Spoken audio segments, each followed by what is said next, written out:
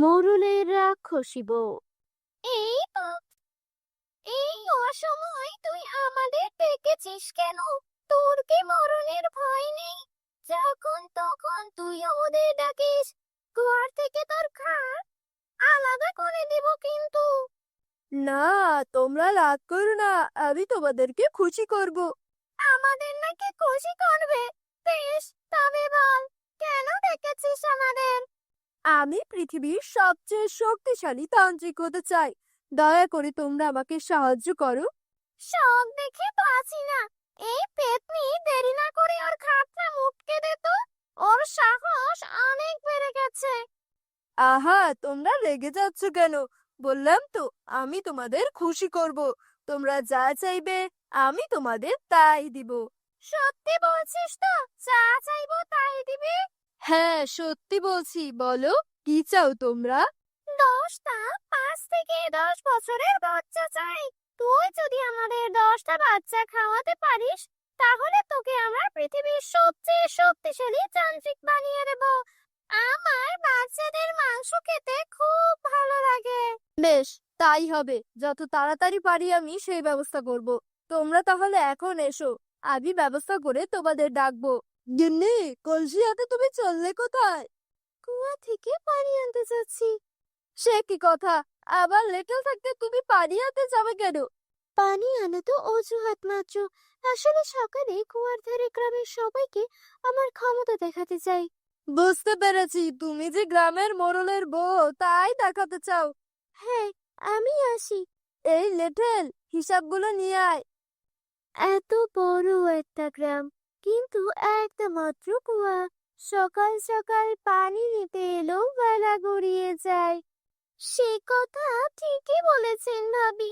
এত সকাল সকাল পানি নিতে আসি, তবুও দেখি লম্বা লাইন পড়ে গেছে। কে জানে কখন আমাদের সময় আসবে। ওদিকে বাড়ির সব কাজ ফেলে রেখে এসেছি। বাড়ি গিয়ে সকালের কাজ শেষ করতেই দুপুর হয়ে যায়। এই, সবাই সরে যাও, আমি পানি নেব। এই যে মহিলা এসেছে একজন, গ্রামের মোড়লের বউ হয়ে যেন সকলের মাথায় একদম কিনে নিয়েছে। সেই কোন সকালে এসে দাঁড়িয়ে আছি আমরা, পানি নিতে পারছি না, আর উনি সবার শেষে এসে কিনা এখন সবার আগে পানি নেবেন। হ্যাঁ, মোরলের বউ হয়ে মাথা কিনে নিয়েছি। ক্ষমতা থাকলে তোমরাও কিনে দেখাও। এই সরো সবাই। দেখলে ভাবি, প্রতিদিন এসে এভাবে পানি নিয়ে চলে যায় আর তামাক দেখিয়ে যায়। সে তো দেখবই, ফকিরের ঘর থেকে গিয়ে মোড়লের ঘরে উঠেছে কিনা। ভালো বাড়ির মেয়ে হলে আর এমন করতো না। চলো, আমরা পানি নিয়ে বাড়ি চলে যাই, অনেক কাজ পড়ে আছে। পরের দিন সকালে সবাই আবারও কুয়ার ধারে লাইন করে দাঁড়িয়ে আছে। এমন সময় মোরলের বউ আসে। ওই দেখ, চলে এসেছে মোরলের বউ।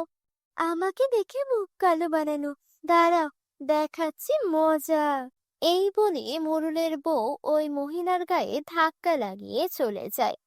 আহ, চোখে দেখতে পান না নাকি? এভাবে কেউ কাউকে ধাক্কা দেয়? মোরলের বউকে দেখে সম্মান করে সরে না দাঁড়ালে এভাবে ধাক্কাই খেতে হয়। তার চেয়ে বড় কথা, তোদের মতো গরিবদের তো এটার জন্য খুশি হওয়া দরকার যে মোরলের বউ তোদের গায়ে ধাক্কা দিয়েছে। শোন, এখন আমাকে পানি নিতে দে। দেখলে ভাবি, আজও এসে আগে আগে পানি নিয়ে চলে গেল, আবার অপমানও করলো। একে আর ছাড়া যাবে না। আচ্ছা, মোড়ল তো বিয়ে করেছে, অনেক দিন হয়েছে, কিন্তু ওদের এখনো বাচ্চা হলো না। এটা তো তুমি ঠিক বলেছ, এই কথা তো আমার মাথায় আসেনি। কাল আবারও আসতে দাও, ওকে তারপর মজা বোঝাবো। কি বউ, এমন নাকি ফুঁসতে ফুঁসতে বাড়ি ফিরলে যে? কি হয়েছে তোমার? তার রাগ দেখাবো না? ওই মোড়লের বউ প্রতিদিন পরে এসে আগে পানি নিয়ে যায়। আজকে আবার গায়ে ধাক্কা দিয়েছে, সাথে অপমানও করেছে। মোড়লের বউ বলে ওর খুব দেমাক, সবার সাথে খারাপ ব্যবহার করে। ওসব মানুষের ব্যবহারে কষ্ট পেও না, আল্লাহ ওদের বিচার করবেন। এই তান্ত্রিক, তুই আমাদের আশা দিয়েছিলি ছোট্ট বাচ্চা খাওয়াবি, এখনো তোর কোনো খবর নেই কেন? আমি চেষ্টা করছি, ব্যবস্থা করতে পারলেই তোমাদের ডাকবো। মনে রাখিস, বাচ্চা না পেলে তোকে চিবিয়ে বলে শাকচুন্নি সেখান থেকে চলে যায়। খুব তাড়াতাড়ি আমাকে একটা ব্যবস্থা করতেই হবে, না হলে ওরা আমাকে ছাড়বে না। ভাবি, আমরা তো অনেক কিছু পরিকল্পনা করে এসেছি, কিন্তু মোড়লের বউয়ের তো আজ দেখাই পাচ্ছি না। আর একটু অপেক্ষা করো, ঠিক চলে আসবে। মানুষকে চালানোর বিষয়ে সে পিছিয়ে থাকবে না। কাল ওদের চালিয়ে বেশ মজা পেয়েছি, আজকে আরো একটু চালিয়ে আসি। মোরলের বউকে দেখে হিংসা করার শখ মিটিয়ে দেব। ওই দেখ, বলতে বলতে চলে এসেছে। আজ ও বুঝবে মজা। আমাদের অপমান করার শখ আজ ওকে আমি মিটিয়ে দেব। দাঁড়াও, আমি বলেছি ওকে শুনিয়ে। আচ্ছা ভাবি, একটা কথা বলো তো, আমাদের বরের আগে তো গায়ের মোড়ল মশাই বিয়ে করেছেন। আমাদের তো ছেলে মেয়ে হয়ে তারা বড়ও হয়ে গিয়েছে, কিন্তু মোড়লের তো এখনো একটা ছেলে মেয়েও হলো না। সেটাই তো, মোড়ল কি তবে আরো বুড়ো বয়সে ভাব ডাক শুনবে, নাকি এ জীবনে শুনবেই না? শুনবে শুনবে, আরো একটা বিয়ে করলেই শুনবে। এই সব শুনে মোড়লের বউ সেখান থেকে চলে যেতে থাকে। এ কি, মোড়লের বউ পালাচ্ছে কেন? মোড়লের বউ পানি না নিয়েই পালাচ্ছ কেন? পানি নিয়ে যাও, উচিত শিক্ষা হয়েছে। আজ চল, আমরা পানি নিয়ে বাড়ি যাই। বন্ধুরা, তোমরা যারা যারা গল্পটি দেখছো তোমাদের নাম কমেন্টে লিখে জানাও। আমরা নেক্সট গল্প তোমাদের নাম দিয়ে বানাবো। গিন্নি, কি হয়েছে তোমার? এভাবে কাঁদতে কাঁদতে কোথা থেকে এলে তুমি? কি হয়েছে তোমার, আমাকে বলো। আমাদের যে সন্তান নেই, সেটা নিয়ে গ্রামের সবাই আমাকে কথা শোনাচ্ছে। তুমি এত মন খারাপ করো না গিন্নি, আমরা তো ডাক্তার দেখাচ্ছি। খুব তাড়াতাড়ি আমাদের সন্তান হবে। তুমি ওসব নিয়ে কোনো চিন্তা করো না। তুমি আমাকে আর মিথ্যা সান্ত্বনা দিও না। ওরা বলছে তুমি আরেকটা বিয়ে করলে তবেই নাকি তোমার সন্তান হবে। ওসব তোমাকে রাগানোর জন্য বলেছে। তুমি ওদের কথায় কান দিও না। আমি তোমাকে দরকার হলে শহরে নিয়ে যাব, সেখানে সবচেয়ে বড় ডাক্তার দেখাবো। মোড়ল মশাই যদি অভয় দেন, তো আমি আপনাকে একটা কথা বলতে চাই। কি কথা বলো? আপনি তো জানেন গিন্নির সন্তান হবে না। কতই তো চিকিৎসা করালেন, আর আপনারও তো বয়স বাড়ছে। আর তার চেয়ে ভালো সময় থাকতে আপনি আরেকটা বিয়ে করে নিন। তুই আমার অনেক কাছের মানুষ, তাই এ কথা শুনেও আমি তোকে কিছু বললাম না। কিন্তু আর কোনোদিনও যদি এমন কথা উচ্চারণ করিস, তবে আমি তোকে দেখে নেব। আমার গিন্নিকে আমি অনেক ভালোবাসি। মাফ করবেন মোড়ল মশাই। পরদিন সকালে গ্রামের মহিলারা আবার পানি আনতে যাচ্ছে। কাল মোড়লের বউকে অপমানের শোধ দিতে পেরে খুব মজা লেগেছে। যদি আজ আবার আসে তবে আজকেও তাকে অপমান করব। ঠিক আছে, চলো। কই, সে তো আর এলো না। কাজ অপমান হয়েছে, আসবে কি করে? তা যা বলেছ, তবে সে না আসলেও আমরা যাব। তারপর তারা দুইজন মিলে মোড়লের বাড়িতে যায়। এ কি, আমার বাড়িতে তোমাদের কি চাই? কালকের ব্যবহারের জন্য ক্ষমা চাইতে এসেছি নিশ্চয়ই। ক্ষমা চাইতে কেন আসবো? আমরা কি ভুল কিছু বলেছি? আমরা তো এসেছি আপনাকে দেখতে। এসে মোড়লের বউ প্রতিদিন আসে, সে আজ এলো না, কিছু হলো কিনা তাই দেখতে এলাম। আমি তো ভাবলাম একদিনে আবার মা হয়ে গেল কিনা, তা আসি। আপনি তো দেখি ঠিকই আছেন। এই চল। গিন্নি, ওরা এসেছিল কেন? আর তুমি এভাবে কাঁদছো কেন? ওরা কাল ওখানে অপমান করেও থামেনি, আজ বাড়িতে এসে আবারও আমাকে অপমান করে গেছে। এই অপমান আমি আর সহ্য করতে পারছি না। তুমি কিছু কর, না হলে আমাকে আর বাঁচাতে পারবে না। ঠিক আছে, দেখি কি করা যায়, তুমি ঘরে যাও। তারপর মোড়ল মন খারাপ করে বসে থাকে। তখন লেঠেল বলে, মোড়ল মশাই, আমি একজন তান্ত্রিকের খোঁজ জানি, অনেক বড় তান্ত্রিক। অনেক অসাধ্য সে সাধন করতে জানে। আপনি একবার গিন্নিমাকে নিয়ে তার সাথে দেখা করে আসুন। ঠিক আছে, তবে তাই করব। কালই সেখানে যাব আমরা। গিন্নি, তুমি আর কেঁদো না, আমরা কাল তান্ত্রিকের কাছে যাব। দেখবে আমাদের সব সমস্যার সমাধান হয়ে যাবে। পরদিন ভোরবেলা মোড়ল তার বউকে নিয়ে তান্ত্রিকের কাছে যায়। বল, কি সমস্যা তোদের? আমাদের বিয়ে হয়েছে অনেক বছর, কিন্তু আমাদের কোনো সন্তান হয় না। আমরা একটা সন্তান চাই। হ্যাঁ বাবা, দয়া করুন, আমাদের একটা সন্তান চাই। সন্তান তো হবে, কিন্তু তার জন্য কঠোর এক পথ পাড়ি দিতে হবে, যা তোরা পারবি না। আমরা পারবো, যত কঠিন পথ হোক না কেন। আপনি বলুন আমাদের কি করতে হবে। আমার কাছে এক শাকচুন্নি আর এক পেত্নী আছে। তোদের দুজনের শরীরে ওদের দুজনের জায়গা দিতে হবে। ওরা 1 বছর তোদের শরীরে থাকবে আর ওদের পছন্দের খাবার খাবে। বেশ, তবে তাই হবে।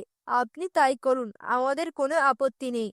বেশ, আমি তাহলে ওদের ডাকছি। তবে মনে রাখিস, ওরা যা খেতে চাইবে তাই খাবে। তাই তোদের অসুবিধা হলেও আমার আর কিছুই করার থাকবে না।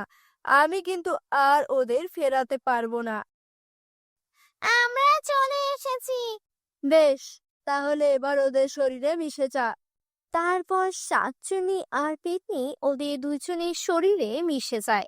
তারপর তারা নিজেদের গ্রামের দিকে রওনা হয়। সন্ধ্যা নেমে এসেছে। এমন সময় রাজু মাঠে খেলা করছিল। রাজু, অনেক খেলা হয়েছে আজ, ঘরে যা। এমন ভর সন্ধ্যা করে কেউ খেলে না, ঘরে আয় বাবা। আর একটু খেলেই আসছি, মাঠে এখনো অনেকটা আলো আছে। তুমি বাড়ি যাও, আর একটু পরেই আমি চলে আসবো। ঠিক আছে, গেলাম আমি। আজকে একটা বাচ্চা ধরতে পারলে বেশ হতো। অনেক দিন মাংস খাই না। ওই তো, ওই ছেলেটা বেশ মোটা আছে, শরীরে বেশ ভালো পরিমাণ মাংস আর রক্তও আছে মনে হচ্ছে। পেতনি তখন রাজুকে ডেকে বলে, এই যে খোকা, শোন, তোর বাবা ওদিকে রয়েছে, তোকে এখনই যেতে বলেছে, চল আমার সাথে। ঠিক আছে, চলুন। আচ্ছা, আপনি আমাকে কোথায় নিয়ে যাচ্ছেন? আমার বাবা কোথায়? অনেক বেশি কথা বলছিস তুই। তোর রক্ত দিয়ে তৃষ্ণা মিটিয়ে নে, তাহলে আর কোনো কথা বলতে পারবি না। তারপর পেতনি রাজুকে মেরে ওর রক্ত খেয়ে ফেলে। তারপর শাকচুন্নি কাশে নিয়ে যায়। এই দেখ, শাকচুন্নি এটা ধরে নিয়ে এসেছি। তা এমন অজ্ঞান হয়ে আছে কেন? অনেক বেশি কথা বলছিল, তাই ওর রক্ত খেয়ে এসেছি। তুই এবার মাংস খেয়ে ফেল। বউ, রাজু কোথায়? এখনো মাঠ থেকে বাড়ি আসেনি। আমি ডাকতে গিয়েছিলাম, বললো একটু পর আসি। ছেলেটা দিন দিন খুব দুষ্ট হয়ে যাচ্ছে, তুমি কি ওকে একটু নিয়ে এসো। ঠিক আছে। এ কি, মাঠে তো কেউ নেই, বাড়িতেও রাজু নেই, তাহলে গেল কোথায়? এদিক ওদিক একটু দেখি। রাজু, রাজু, ওই রাজু। না, কোথাও তো দেখতে পারছি না। নাকি আমি আস্তে আস্তে ও বাড়ি চলে গেছে। দেখি তো। তুমি চলে এলে, রাজু কোথায়? সে কি, ও আসেনি? না, তুমি ওকে খুঁজে পাওনি? মাঠে তো কেউ নেই, আমি এদিক ওদিক অনেক খুঁজে দেখেছি, কিন্তু কোথাও পেলাম না। কি বলছো এসব? আমার ছেলে কোথায় গেল? একটু আগেই তো আমি নিজেকে কে ওকে দেখে এলাম। আমি কেন ওকে সাথে নিয়ে এলাম না? এই বলে রাজুর মা কাঁদতে থাকে। এভাবে কেঁদো না বউ। কোথায় আর যাবে, ও নিশ্চয়ই আশেপাশের কোথাও আছে। সবাই মিলে খুঁজে নিয়ে আসবো ওকে, তুমি কোনো চিন্তাই করো না। আজে কাজে আসতে বেশ দেরি হয়ে গেল। মোড়ল মশাই যে কি বলবে কে জানে। এক কাজ করি, বাড়ির সামনে দিয়ে না গিয়ে আমি বরং বাড়ির পেছন দিয়ে ঢুকি। তারপর মোড়ল মশাই সামনে পড়লে বলবো অনেকক্ষণ এসেছি, বাড়ির পেছনে দিয়ে কাজ করছিলাম। আর যদি না পারে তবে কিছুই বলবো না। এই বলে সে মোড়লের বাড়ির পেছন দিয়ে যাচ্ছিল। এমন সময় সে দেখে, এই কি, বাড়ির পেছনে এসব কিসের হাড় পড়ে আছে? দেখে তো কোনো পশুর হাড় মনে হচ্ছে না। তবে এগুলো কিসের? আর মোড়ল মশাই যদি কোনো পশু জবাই করতেন, তবে তো আমাকে নিয়েই করতেন। তাহলে এগুলো এখানে এলো কি করে? মনে হয় কেউ ফেলে গেছে। আমি এগুলো নিয়ে ফেলে দেই, তাহলে আর কারো কথা শুনতে হবে না। কাল রাতে খুব তৃপ্তি করে ওই কচি ছেলেটার শরীরের মাংস খেয়েছি। আজ আরেকটা খেলে কিন্তু মন্দ হয় না। ঠিক বলেছিস। আর ওই কচি ছেলের রক্ত খেয়ে আমার আরো রক্ত খেতে ইচ্ছে করছে। এখন এসব কথা আর বলতে হবে না, দেয়ালেরও কার আছে। সে কখন এসেছি, মোড়ল মশাইয়ের কোনো কোনো খবরই তো নেই। অন্যদিন হলে তো এত বেলায় কাজ করিয়ে অস্থির করে ফেলতো। আজ তার কোনো পাত্তাই পাওয়া যাচ্ছে না। কিরে, একা একা কি বিড়বিড় করছিস? ও কিছু না, চলুন মোড়ল মশাই, আজ তো তালুকদারের কাছে যাওয়ার কথা। তুই যা, আমার শরীর তেমন ভালো লাগছে না। আজ মোড়লের হঠাৎ কি হলো কিছুই বুঝতে পারছি না। ওনার অনেক বেশি শরীর খারাপ থাকলেও এমন করেন না। আর আজকে তো দেখতে তেমন অসুস্থও মনে হলো না, বরং আরো বেশি সুস্থ লাগছিল। তাও কেন এমন করলেন কিছুতেই বুঝতে পারছি না। সে যাই হোক, আমি আমার কাজ করি। মন খারাপ থাকার কারণে এমন হতে পারে। আমার কেন যেন মনে হচ্ছে মোড়লের বাড়ির পেছনেই হাড়ের সাথে এই বাচ্চাগুলো হারিয়ে যাওয়ার একটা সম্পর্ক আছে। দুদিন দুটো বাচ্চা হারিয়ে গেল, আর সে দুদিনেই মোড়লের বাড়ির পিছনে আমি হাড় পেলাম। হাড়গুলো দেখেও আমার বেশ সন্দেহ হয়েছিল। এটা আর এড়িয়ে গেলে হবে না। আমি গিয়ে সবার সাথে একটু কথা বলি। কিছু হলে পরে নিজেকে ক্ষমা করতে পারবো না। চাকরির ভয়ে গ্রামের মানুষের এত বড় ক্ষতি আমি হতে দিতে পারি কি করে? এই গ্রামে এসব কি হচ্ছে? আমি কি করে আমার ছেলেকে ভুলে থাকবো? আমাদের আর এভাবে বসে থাকলে চলবে না। কিছু একটা করতেই হবে। 3টা বাচ্চা নিখোঁজ। তারা কোথায় আছে, কেমন আছে, বেঁচে আছে কিনা কিছুই জানি না আমরা। এমন সময় লেঠেল দৌড়ে আসে। কিরে, তুই এভাবে হাঁপাতে হাঁপাতে আসছিস কেন? স্থির হ। তালুকদারের ছেলে নিখোঁজ হওয়ার কথা শুনে আমার মাথা আর কাজ করছে না। আমি তোমাদের একটা কথা বলতে চাই। আমার মনে হচ্ছে এসবের সাথে মোড়ল জড়িত। কি বলছিস এসব? হ্যাঁ, ঠিকই বলছি আমি। 2 দিন দুটো বাচ্চা নিখোঁজ হয়েছে, আর এই 2 দিনেই আমি মোড়লের ঘরের পিছনে অনেক হার পেয়েছি। সেই সাথে আমি মোড়লের অনেক পরিবর্তন খেয়াল করেছি। বলিস কি? এখনই চলো, সবাই দেখি কি অবস্থা। সবাই তখন মোড়লের বাড়ির পেছনে যায়। আরে সত্যি তো, আজও এখানে হার পড়ে আছে। তার মানে এদের সন্তান নাই বলে গ্রামের সবার সন্তান খাওয়া শুরু করেছে। চলো, আজ ওদের ছাড়বো না। তখন সবাই মিলে মোড়ল আর তার বউকে ধরে। এই গ্রামে তোদের কোনো জায়গা হবে না। বেরিয়ে যা তোরা। আর যদি কোনোদিন এই গ্রামে তোদের দেখি তাহলে সেদিন তোদের মেরে ফেলবো। আমরা তো বুঝতে পারছি, কিন্তু আমাদের সাথে শাকচুনি আর পেতনি আছে। ওরা এই কাজগুলো করেছে। তাহলে এবার আমরা কি করব? তান্ত্রিকের কাছে চলো, দেখি কোনো উপায় করা যায় কিনা। কিরে, তোরা এখনো এসেছিস কেন? তোদের তো 1 বছর পর আসার কথা। বাবা, আপনার শাকচুলি আর পেতনি 3জন বাচ্চাকে খেয়ে ফেলেছে। আর গ্রামের লোকেরা আমাদের মেরে গ্রাম থেকে তাড়িয়ে দিয়েছে। আমাদের সন্তান চাই না। আপনি ওদের ফিরিয়ে নিন। না না না, তা হবে না। না না, তা হবে না। আমি তো আগেই বলেছিলাম, একবার দিয়ে দিলে আর সম্ভব না। এখন উপায় কি আমাদের? তান্ত্রিক তো কোনো উপায় বলে দিল না। এবার তাহলে আমাদের কি হবে? আমরা যেখানেই থাকি ওরা আমাদের দিয়ে মানুষ মারবে। নিজেদের সন্তানের লোভে আমরা অনেক বড় ভুল সিদ্ধান্ত দিয়ে ফেলেছি। তাই এর মাসুল এখন আমাদের দিতে হবে। কি বলছো তুমি? এসব আমরা কি করব তাহলে? এখন শাকচুনি আর পেতনিকে বলবো আমাদের খেয়ে ফেলতে। তাহলে ওরা আমাদের ব্যবহার করে মানুষের ক্ষতি করতে পারবে না। আমরা আমাদের লোভের মাসুল দেব। তুমি আমার জন্য জীবনে অনেক কিছু করেছো, তাই তুমি যা বলছো তাই হবে। এখন সন্ধ্যা নেমে এসেছে, চলো লুকিয়ে আমাদের বাড়িতে যাই। জীবনের শেষ নিঃশ্বাস ওখানেই ত্যাগ করব। কি রে, তোরা আমাদের ডেকেছিস কেন? আমরা চাই তোমরা আমাদের দুজনকে খেয়ে তারপর অন্যদের খাও। বলিস কি? তাহলে আর দেরি কেন? চল শাকচুন্নি, আর দেরি না করে ওদের খেয়ে নেই। কচি মাংস খেয়ে খেয়ে মুখ পাঞ্চি হয়ে গেছে। হ্যাঁ, তাই কর, দুটোকে একবারে খেয়ে নেব। তারপর তারা মোড়ল আর তার বউকে খেয়ে ফেলে। এই হুজুকের মাথায় আমরা এটা কি করলাম? ওরা তো আমাদের বোকা বানিয়ে দিল। কি বলছিস? বোকা বানানো কি করে? আরে ওরা তো মরে গেলে এখন আমরা বাকি গুলো কান খাড়ে ভর করে খাবো।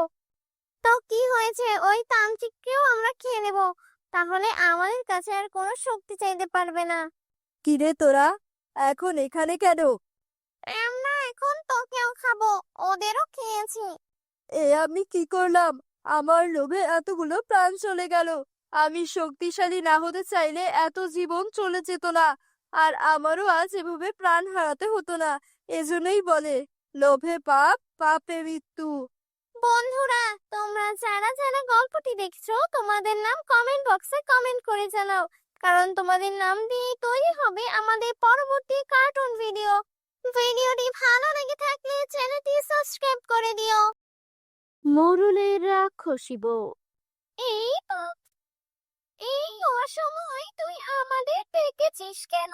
তোর কি মরণের ভয় নেই? যখন তখন তুই ওদের ডাকিস, ঘর থেকে তোর ঘাড় আলাদা করে দিব কিন্তু। না, তোমরা রাগ করো না, আমি তোমাদেরকে খুশি করব। আমাদের নাকি খুশি করবে? বেশ, তবে বল, কেন ডেকেছিস আমাদের?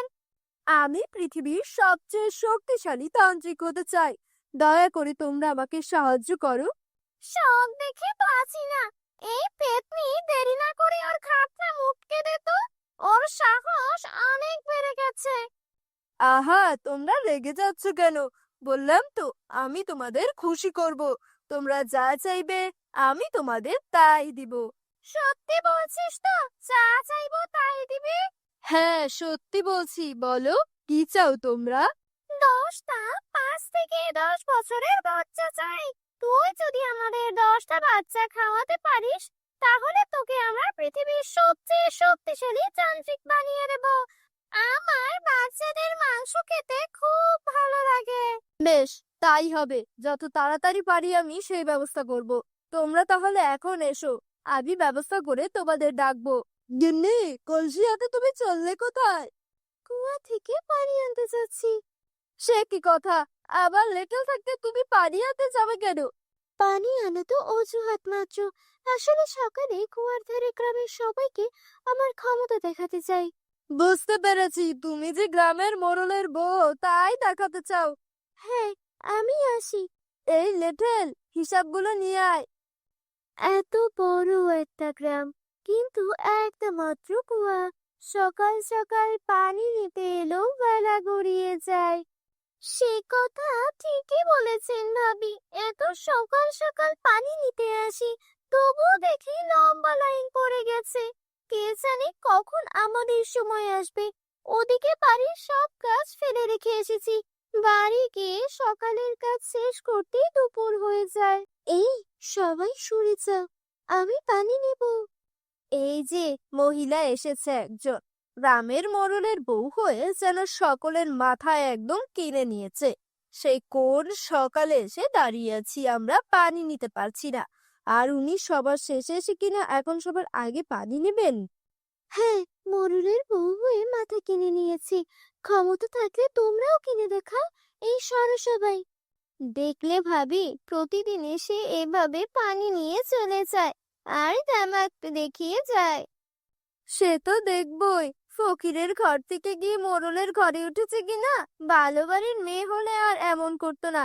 চলো, আমরা পানি নিয়ে বাড়ি চলে যাই, অনেক কাজ পড়ে আছে। পরের দিন সকালে সবাই আবারও কুয়ার ধারে লাইন করে দাঁড়িয়ে আছে। এমন সময় মোরলের বউ আসে। ওই দেখ, চলে এসেছে মোরলের বউ। আমাকে দেখে মুখ কালো বানানো। দাঁড়াও, দেখাচ্ছি মজা। এই বলে মোরলের বউ ওই মহিলার গায়ে ধাক্কা লাগিয়ে চলে যায়। আহ, চোখে দেখতে পান না নাকি? এভাবে কেউ কাউকে ধাক্কা দেয়? মোরলের বউকে দেখে সম্মান করে সরে না দাঁড়ালে এভাবে ধাক্কাই খেতে হয়। তার চেয়ে বড় কথা, তোদের মতো গরিবদের তো এটার জন্য খুশি হওয়া দরকার যে মোরলের বউ তোদের গায়ে ধাক্কা দিয়েছে। শোন, এখন আমাকে পানি নিতে দে। দেখলে ভাবি, আজও এসে আগে আগে পানি নিয়ে চলে গেল, আবার অপমানও করলো। একে আর ছাড়া যাবে না। আচ্ছা, মোরল তো বিয়ে করেছে, অনেক দিন হয়েছে, কিন্তু ওদের এখনো বাচ্চা হলো না। এটা তো তুমি ঠিক বলেছো। এই কথা তো আমার মাথায় আসেনি। কাল আবারও আসতে দাও, ওকে তারপর মজা বোঝাবো। কি বউ, এমন নাকি ফুঁসতে ফুঁসতে বাড়ি ফিরলে যে? কি হয়েছে তোমার? তার রাগ দেখাবো না? ওই মোরলের বউ প্রতিদিন পরে এসে আগে পানি নিয়ে যায়। আজকে আবার গায়ে ধাক্কা দিয়েছে, সাথে অপমানও করেছে। মোরলের বউ বলে ওর খুব দেমাক, সবার সাথে খারাপ ব্যবহার করে। ওসব মানুষের ব্যবহারে কষ্ট পেও না, আল্লাহ ওদের বিচার করবেন। এই তান্ত্রিক, তুই আমাদের আশা দিয়েছিলি ছোট্ট বাচ্চা খাওয়াবি, এখনো তোর কোনো খবর নেই কেন? আমি চেষ্টা করছি, ব্যবস্থা করতে পারলেই তোমাদের ডাকবো। মনে রাখিস, বাচ্চা না পেলে তোকে চিবিয়ে খাবো আমরা। এই বলে শাকচুন্নি সেখান থেকে চলে যায়।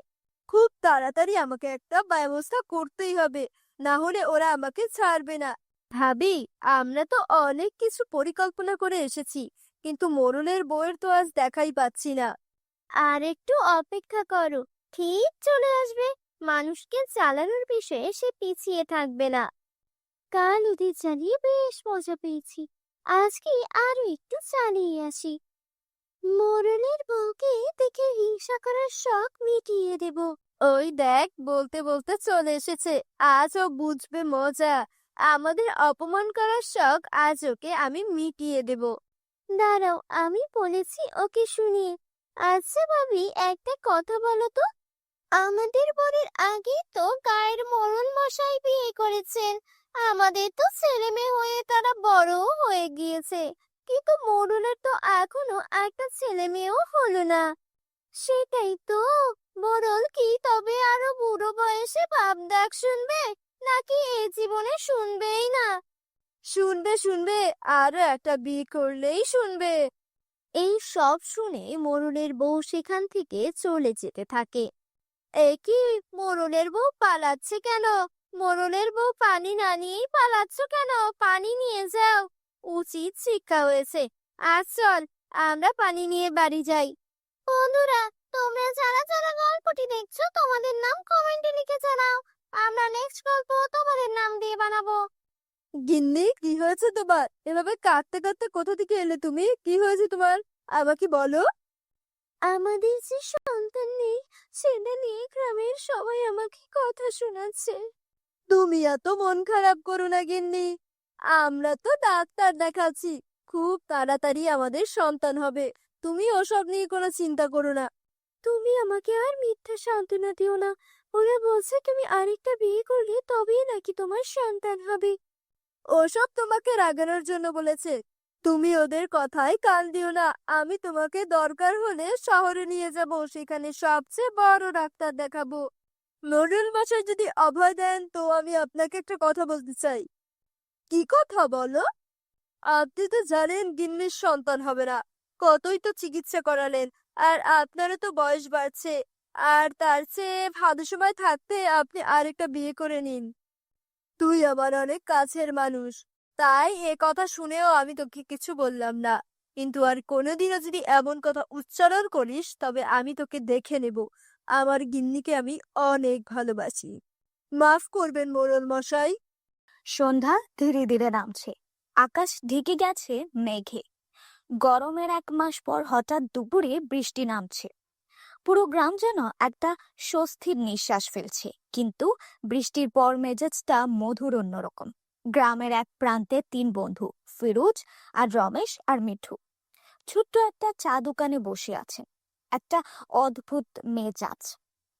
আমি তোদের 3জনকে চা দিয়েছি, গরম থাকতে খা, ঠান্ডা লাগলে আমাকে গাল দিবি আবার। বড় লোক, যদিও তোমার চা ঠান্ডা হলে গলা দিয়ে নামবে, কিন্তু একটু জুড়ে জুড়ে খেতে হবে। আজকে তো তোর মুখে হাসি ফোটা লাগছে, আগের কয়েকদিন ধরে তো একদম মন খারাপ লাগছিল। ভাবছিলাম আবার কোথাও ঝগড়া করলে নাকি। এমন বৃষ্টিতে গরম চা খেলে দেহ গরম থাকে। আগে তো আমি খেয়ে যেতাম, এখন ভাবতে হচ্ছে দুটো কিনবো কিনা। আমার দোকানের অবস্থা খারাপ। হঠাৎ রমেশ বলে উঠল, আচ্ছা, বিড়ির যে দাম বেড়েছে শুনেছিস তোরা? আজ বাজারে গিয়ে দেখি 1 প্যাকেটে 5 টাকা বেড়েছে। কি বলিস? এত দাম বাড়লে গরিব মানুষেরা বাঁচবে কি করে? চার সাথে একটা বিড়ি, এটাই তো জীবনের শান্তি। আগে তো 10 টাকায় 3টা খেতাম, এখন একটা কিনে আরেকটার চিন্তা করতে হয়। আমার দোকানের কেন বেচার অবস্থাও খারাপ। আগে একটা খেত, এখন অর্ধেক ফুকেই রেখে দেয়। হঠাৎ সেখান থেকে মিঠু উঠে দাঁড়ায়। রমেশ বলে, কিরে ভাই, মিঠু হঠাৎ উঠে দাঁড়ালি যে? আমি একটু পেছনে যাই, হঠাৎ ডাক পড়েছে যে আবার। বেটা, এক কাপ চা খেয়ে ডাক পড়ে যায় তোর? আরে ভাই চুপ কর তুই এবার, দাঁড়া আমি পাশে জঙ্গল থেকে কাজটা সেরে আসি। এই বলে জঙ্গলের দিকে চলে যায় মিঠু। ধীরে ধীরে ঝোপঝাড়ের মধ্যে গায়েব হয়ে গেল। এদিকে ফিরোজ আর রমেশ চা খেতে খেতে গল্প করে চলল। সময় কেটে যেতেই থাকলো, কিন্তু মিঠু ফিরল না। চারিদিকে একটু নীরবতা ছিল। ফিরোজ একটা শ্বাস ফেলল আর বলল, আরে রমেশ, বেশ কিছুক্ষণ তো হয়ে গেল, ছেলেটা এখনো আসেনি, ওর কিছু হলো নাকি আবার? আমিও ভাবছি অনেকক্ষণ ধরেই তো গেল, কিন্তু এখন আসলো না। আমার চিন্তা হচ্ছে। এত রাতে কে যায়? রমেশ, তুই এক কাজ কর, তুই একটু গিয়ে দেখে আয়। চল, এক কাজ করি, দুইজন মিলেই যাই। তারপর তারা দুজনে হাঁটতে হাঁটতে জঙ্গলের দিকে যাওয়া শুরু করলো। গাছগুলোর ছায়া আরো গাঢ় হয়ে আসছিল, আর দূরে বজ্রপাতের গর্জন এক অদ্ভুত রহস্যময় পরিবেশ তৈরি করছিল। মিঠু, ও মিঠু, কিরে, কি গেলি? মিঠুর তো কোনো খোঁজ পাওয়া যাচ্ছে না, কোথায় গেল? চল, আরো একটু সামনে গিয়ে দেখি। তারপর তারা সামনের ঝোপের দিকে এগিয়ে গেল। সামনে গিয়ে রমেশ বলে উঠল, দেখ ফেরোজ, সামনে কিছু একটা পড়ে আছে মনে হচ্ছে, চল সামনে গিয়ে দেখি। তারপর তারা সামনে গিয়ে দেখে মিঠুর নিথর দেহ পড়ে আছে। তারা দুইজনেই অবাক হয়ে দাঁড়িয়ে যায়। তাদের দুইজনের গায়ে কাঁটা দিয়ে উঠে। রমেশ বলে উঠল, একে মিঠুর অবস্থা, এই অবস্থা হলো কি করে? মনে হচ্ছে মরে গেছে। তখন ঝোপের মধ্যে থেকে কি যেন একটা নড়ে ওঠে আর অদ্ভুত এক শব্দ করে ওঠে। ব্যাপারটা সুবিধার লাগছে না রে রমেশ, মনে হচ্ছে ঝোপের মধ্যে কিছু একটা আছে, কোনো ভয়ানক জীবজন্তু হতে পারে। চল এখান থেকে। এক মুহূর্তে তাদের উপর আতঙ্ক নেমে এলো। সব দিকে ভয় ঘিরে ধরে তাদের। একে অন্যকে তাকিয়ে একটা শব্দ না বলেই তারা দ্রুত হাঁটতে শুরু করলো। টর্চের আলো ঝলমল করছে। শুকনো পাতা আর ডালপালাগুলো তাদের হাতে ভেঙে পড়ছে। ঝোপঝাড় ঠেলে তারা দৌড়ে চা দোকানে ফিরে গেল। ওই জায়গায় কিছু একটা ছিল, আর সেটা মানুষ ছিল না ফিরোজ। কি হয়েছে তোর? এমন চোরের মতো কাঁপছো কেন? এ, মিঠু, মিঠু মারা গেছে জঙ্গলে। এ কথা শুনে নিতাই চমকে উঠল আর বলে, কি বলছো? যতদূর আমি জানি এই জঙ্গলে কোনো বিপজ্জনক প্রাণী নেই। দাঁড়া দাঁড়া, একটু আন্দাজ করে নি। কি আন্দাজ করলে এবার, বলো তো দেরি না করে। পিশাচ! আমার মনে হচ্ছে সে আবার জঙ্গলে ফিরে এসেছে। পিশাচ? কই, এতদিন ধরে তো এই গ্রামে আছি, কোনোদিন তো শুনলাম না কোনো পিশাচের কথা। শোন, আজকে থেকে অনেক বছর আগে গ্রামে একটা পিশাচের উপদ্রব ছিল। তখন গ্রামের হেজারা তাকে জঙ্গলে বন্দি করেছিল। হয়তো কোনোভাবে সে আবার মুক্তি পেয়ে গেছে। মানে, ভূতটা আমার জাগ্রত হয়েছে। আমি নিশ্চিত বলতে পারছি না, তবে তোদের ওই মৃতদেহটা এভাবে ফেলে আসা ঠিক হয়নি। কে জানে এতক্ষণে ওই দেহটার কোনো অস্তিত্ব আছে কিনা। তাহলে আমাদের এখন কি করা উচিত? চল, আমি আছি সাথে। আমাদের এখনই যেতে হবে জঙ্গলে। রমেশ, আমার দোকান থেকে কেরোসিন নিয়ে আসিস সাথে করে। তারপর তারা তিনজন মানুষ মশাল হাতে নিয়ে ধীরে ধীরে অন্ধকার বনের দিকে হাঁটছে। আগুনের আলোয় তাদের ঘামান্ত মুখ স্পষ্ট দেখা যাচ্ছিল। তাদের চোখ পূর্ণ ছিল উত্তেজনায় ভরা। হাঁটার গতি ধীরে হলেও বুকের সংখ্যা একটি ছায়া দৌড়াচ্ছিল। চারিদিকে নীরবতা আর শব্দের মধ্যে তাদের মুখে একটা আটকে থাকা ভয় স্পষ্ট দেখা যাচ্ছিল, যা তারা লুকানোর চেষ্টা করছিল, কিন্তু টর্চের আলো সেটাকে অন্ধকারে ঢেকে রেখেছিল। হেঁটে হেঁটে একসময় তারা জঙ্গলের মধ্যে থাকা মিঠুর লাশের কাছে পৌঁছলো। ওই তো, ওই তো, ওই তো মিঠুর লাশ! হঠাৎ ঝোপঝাড় থেকে জোরালো গর্জনে কিছু বেরিয়ে এলো। লাল চোখ, বিকৃত মূর্তি, একটা পিশাচ। পেছনে সর, এখনই কিছু একটা করতে হবে। এই যেন রমেশ মশাল তেল দেওয়ার পরে যে বাড়তি কিছু তেল ছিল, ওইটা একপাশে গোল করে ঢেলে দে তো। কেন নিতাইদা, এখানে তেল ঢেলে কি হবে? যা বলছি তাই কর, এত প্রশ্ন করিস কেন? নিতাইয়ের কথায় রমেশ তার কাছে থাকা তেল গুল করে ঢাললো। এদিকে পিচাস সামনের দিকে এগিয়ে আসছিল। এই শোন, তোরা আমার সাথে সাথে থাক। যে করেই হোক এই পিশাচকে এই কেরোসিনের বলের মধ্যে আনতেই হবে। এইদিকে পিশাচ সামনের দিকে এগিয়ে আসছে। যেই না পিশাচ কেরোসিনের বলের কাছে আসলো, তখনই ফিরোজ আর রমেশ তাদের হাতে থাকা মশালটি কেরোসিনের বলের মধ্যে ছুঁড়ে ফেললো। আর পিশাচের চারপাশে আগুন জ্বলতে থাকলো। আগুনটির ভেতরেই গর্জন শুরু করছে পিশাচ। আমি ছাড়বো না, আমি ছাড়বো না, আমি আবার ছেড়বো। সে গর্জন করে আগুন থেকে বেরিয়ে আসার চেষ্টা করে, কিন্তু আগুনের অদৃশ্য শক্তি তাকে আটকে রেখেছে। পুরো জঙ্গলে আগুনের জ্বলন্ত গন্ধ ছড়িয়ে পড়েছিল। মনে হচ্ছিল দূরে কোথাও হঠাৎ একটা গুঞ্জন উঠল, যেন 100 বছরের পুরনো গাছ ঢলে পড়ল। পিশাচের কাদার আওয়াজ ধীরে ধীরে মলিন হয়ে গেল। তিনজনেই ওখানে নিস্তব্ধ হয়ে দাঁড়িয়েছিল। মনে হলো কিছুক্ষণের জন্য রাতের নীরবতা ফিরে এলো, আর পেছনে পড়ে থাকলো শুধু জ্বলে যাওয়া মশাল আর কেরোসিনের পড়া গন্ধ। আর একটা অদ্ভুত কাঁচা তেলার ধোঁয়ার গন্ধ বাতাসে ভেসে বেড়াচ্ছিল। তারা তিনজন জঙ্গল থেকে বেরিয়ে আসে, আর জঙ্গলের গভীরে পড়ে থাকে এক অভিশপ্ত অতীত। এটা আবারও ফিরে আসতে পারে যদি কেউ ভুল করে তার ঘুম ভাঙায়। বন্ধুরা, আজকের গল্পটা তোমাদের কেমন লেগেছে কমেন্ট করে জানিও। আর অবশ্যই লাইক দিও, শেয়ার করো, সাবস্ক্রাইব করো আর আমাদের সাথে থাকো। পরের গল্পে দেখা হবে।